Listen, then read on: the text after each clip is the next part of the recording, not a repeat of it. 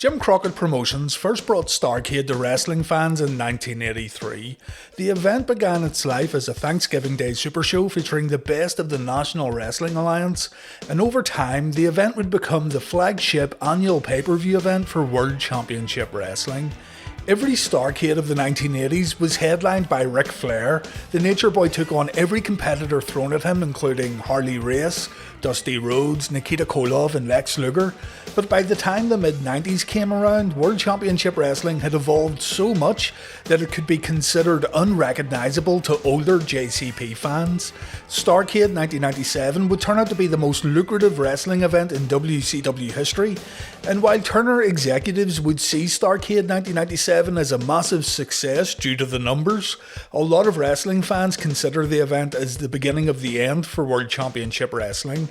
Now, I've covered the main event of this pay-per-view a long time ago, and many of you will know what happens in the Hogan vs Sting match. It's very well documented, so this video is going to focus on the entire event, while also briefly mentioning the final match. It's hard to talk about Starrcade 1997 without mentioning the final moments of the show. The main event wasn't the only problem with Starrcade though, and today's video will not only take a look at all of the matches that took place at the event, but we'll also look at 6 problems that plagued the show, a show that simply needed to be an absolute home run. Starrcade 1997 took place in the MCI Centre in Washington DC in front of a reported 17,500 fans. The pay-per-view buy rate was a reported 1.90, and to give you some context here, the previous pay-per-view, World War III, done a 0.56 and Starrcade 1996 done a 0.95.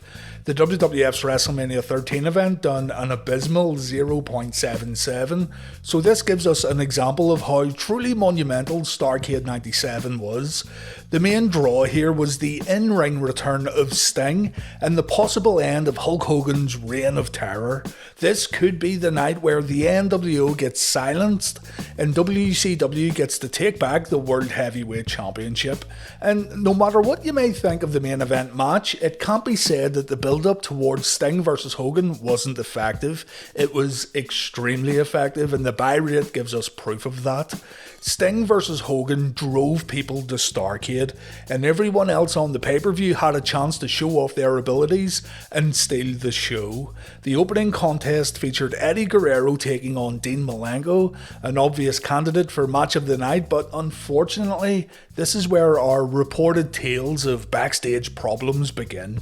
It was reported that Dean Malenko had asked for the night off weeks and weeks in advance. Dean's wife was pregnant and the due date was around Starrcade, so Dean was apparently told by management that if his wife went into labour or if she had given birth, then Dean would get replaced by Rey Mysterio. Even though the company had a good idea that Dean wasn't going to be there, the match was still advertised the week before the show. Dean's wife gave birth 3 days before Starrcade took place, and so Dean was expecting to have the time off, but because Starrcade already had a bunch of other match substitutions that we're going to talk about very soon, a private jet ended up bringing Dean to the show at the very last minute. So let's call this problem number 1.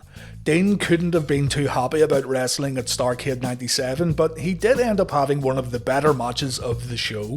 Not the best Malenko vs Guerrero bout, but still a really good match that's worth checking out. You can tell that the fans in attendance were there to see Sting vs Hogan though. For such a big sellout crowd, they were kinda flat for this one. The heel Eddie Guerrero went after Malenko's left leg during this match, and it ends with Eddie hitting a missile dropkick to the knee followed by a frog splash. The next match on the card was supposed to be The Giant vs Kevin Nash. Kevin Nash did not show up at Starrcade 97. WCW received word that Nash had suffered from a mild heart attack at his home. The Nash family had a history with heart problems, including Kevin's dad passing away at a very young age due to a heart attack. And everyone has their own opinions on Nash not showing up, and I'm not going to go over the speculation about Nash refusing to lose because on the grand scheme of things it really doesn't matter. Nash wasn't there, and so an advertised match didn't take place at Starrcade 97, so let's call that problem number 2. Instead of booking another match, Scott Hall came down to the ring and he announced that Kevin Nash was not going to be at the show without giving a legitimate reason. Hall gets booed, he mocks the Giant, and then the Giant comes out to send a message to Kevin Nash. Big Sexy will soon find out who the true Giant is. And the segment ends with Hall taking a jackknife in the middle of the ring. Scott Hall was not booked to wrestle at Starrcade, and he also got physical here with the Giant, so why a match between Hall and Giant couldn't have happened is anyone's guess. But yeah, through my understanding and through all the interviews and books I've read, not providing fans with an advertised match is something promoters simply can't afford to do.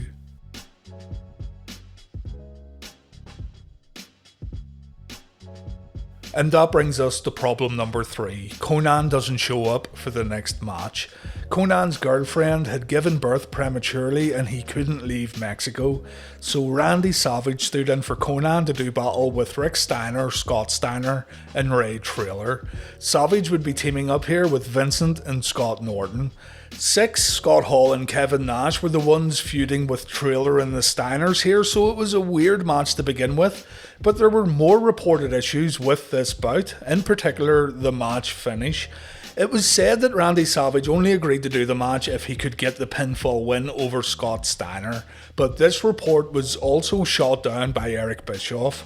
Eric said that a more valid explanation for Randy getting the win here was that it meant the NWO were effectively stacking the deck against WCW in the run-up to the big Sting vs Hogan match, and these reports about Randy being a prima donna were simply a load of nonsense.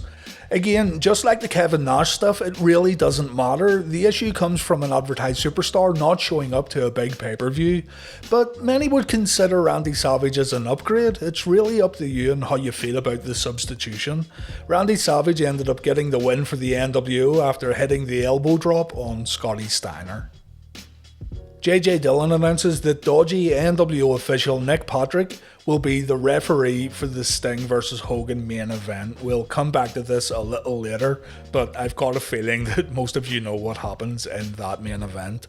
Bill Goldberg versus Steve Mongo McMichael was next, and this one does make you wonder why guys like Scott Hall and Randy Savage were initially left off the card. Eric Bischoff said that he didn't want to oversaturate the show, and of course hindsight is 2020. But if WCW knew that this was going to be one of their biggest events in history, wouldn't you put the biggest stars you had on the show? Still, I guess having big names in your reserves is a good idea too, and it kinda worked out well having Randy Savage waiting in the wings. Goldberg gets the win here, and yes, Mongo doesn't move around the ring with the highest levels of grace. He's no Ricky Steamboat, but at least he tries. Problem number 4 arises when we look at our next match. It's Perry Saturn versus Chris Benoit. Raven was advertised to take on Benoit here. Raven and Benoit had some great altercations in the run-up to Starrcade, and many fans were eager to see these two square off on pay-per-view, but Raven had not fully recovered from an inflamed pancreas, and so Flock member Saturn took his place. It's incredible how many matches have been changed in this show already. One would be bad enough, but you can now see why Dean Malenko got that private jet to bring him to the show. Raven, Nash and Konnan were all advertised here and they didn't compete. With regards to Raven though, WCW could play off the whole Raven's rules thing where Raven could send one of his flock members to wrestle his matches, and that's how Perry Saturn ended up getting put in this match.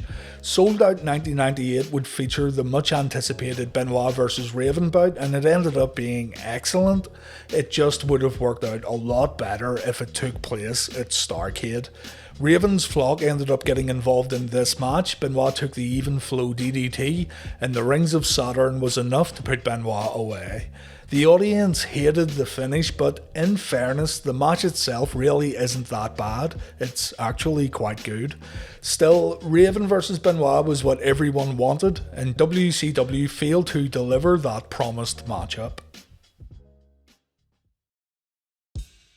The Buff Bagwell versus Lex Luger matchup that followed ended up being the longest match on the card.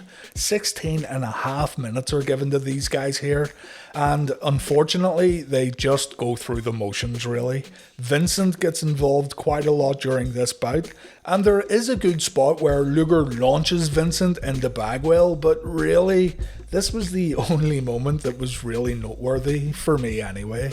Further interference from Randy Savage and Scott Norton ensures that Buff Bagwell leaves Starrcade with a victory, and now you notice that Bill Goldberg is the only babyface to win a match so far at this event. Anyway, I don't hate Buff Bagwell half as much as what others do, and rewatching Luger's older work and his stuff in 95 and 96 through the Reliving the War series has given me a new appreciation for the total package, but this match went on too long and it just wasn't very good. People's opinions on the match of the night are kinda split. Many think it was Guerrero versus Malenko, while others think it was the United States title bout pitting champion Curt Hennig against Diamond Dallas Page. Page, in storyline, had brought Hennig into WCW as a mystery partner way back at Bash at the Beach, but over time, Hennig had turned to the dark side when he betrayed the Four Horsemen and joined the New World Order. Page was just coming off an excellent rivalry with Macho Man Randy Savage, a rivalry that seriously helped to elevate DDP, so fans wanted to see Page win the championship here.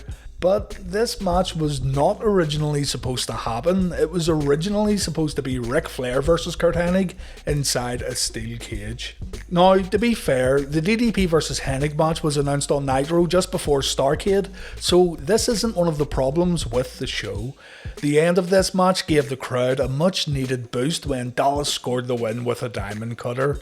This and the Malenko match are for those who still want to see some good wrestling take place at Starrcade.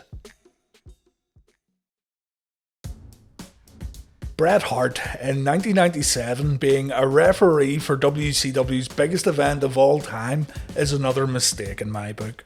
The Hitman officiated the next bout between Eric Bischoff and Larry Zbyszko. If Bischoff wins, then the NWO would control Monday Nitro, but if Larry wins, then Nitro remains with World Championship Wrestling.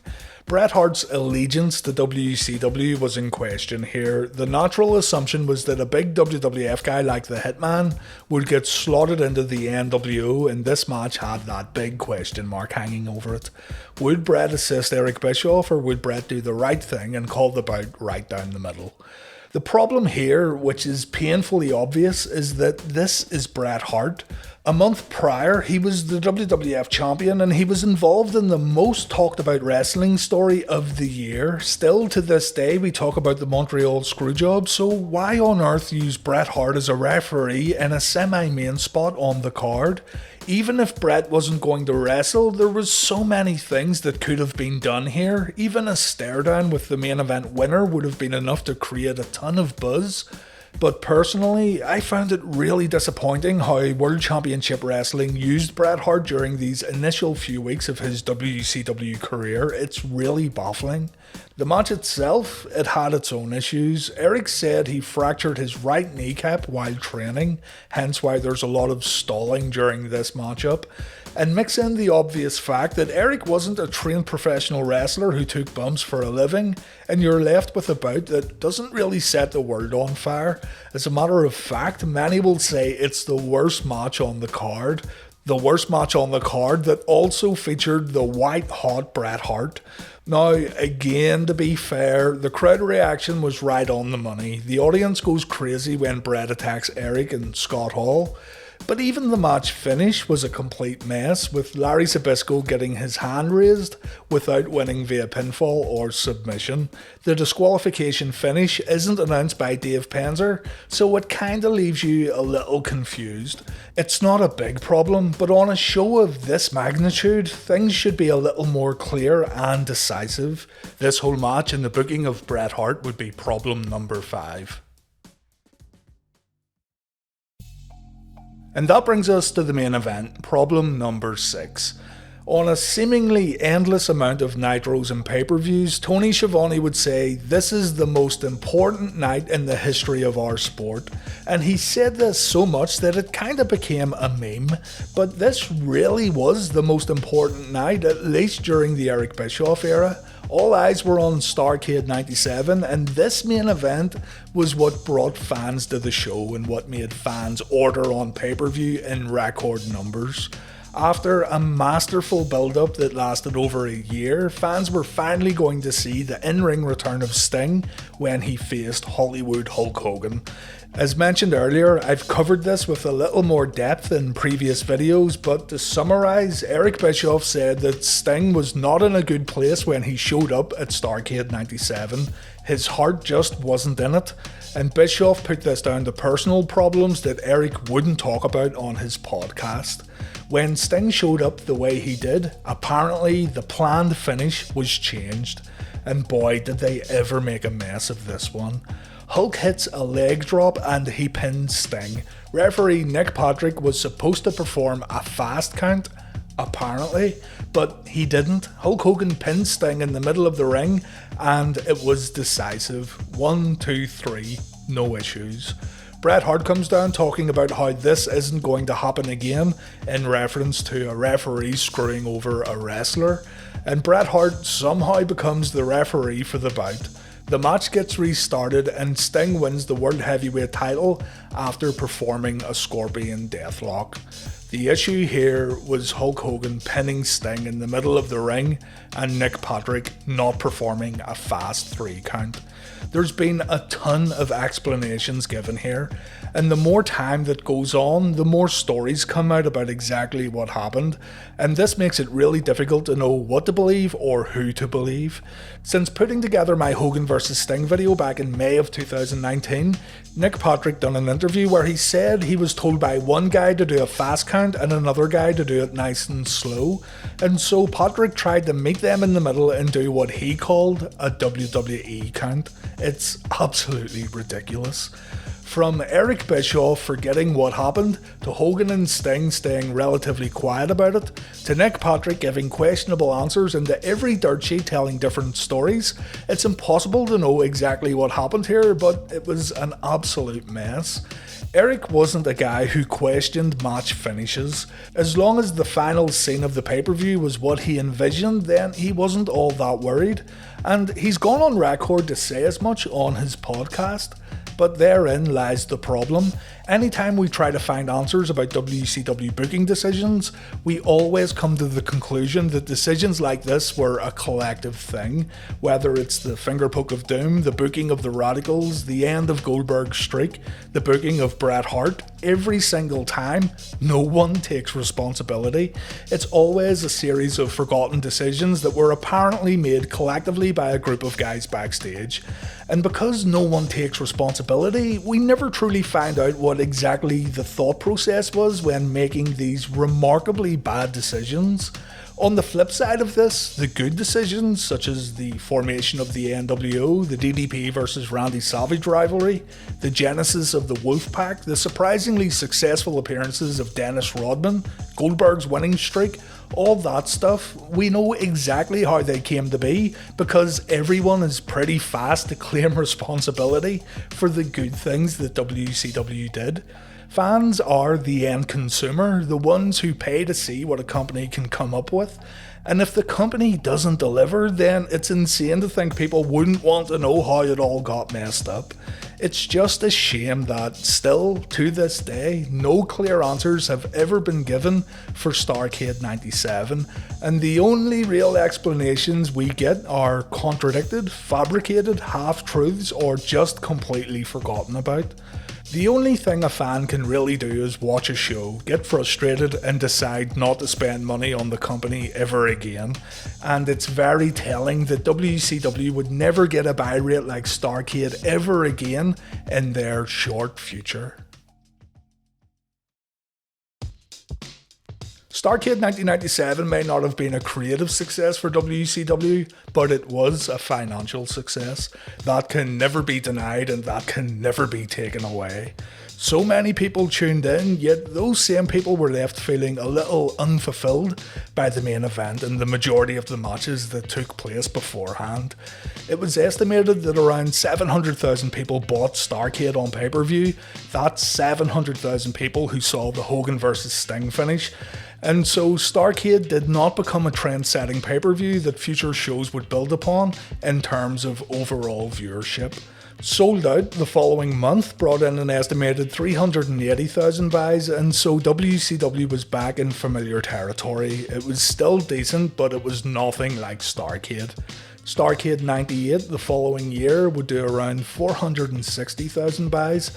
And again, I have to point out, these are still very good numbers in comparison to 1995 and 1996 and even today, but you can also tell that fans weren't as eager to buy WCW shows as 1998 continued on, the exception being Bash at the Beach 1998 with Karl Malone and Dennis Rodman. It was definitely a mixture of things though that led to Starrcade becoming as infamous as it is today, from advertised matches not happening, guys not showing up, matches that were admittedly a little dull, the poor implementation of Bret Hart, the absolute disaster that was the main event, all signs pointing to a creative team that weren't on the same page. It's all one big mess, and essentially, whether the guys in charge want to admit it or not, we were the ones who ultimately paid for it.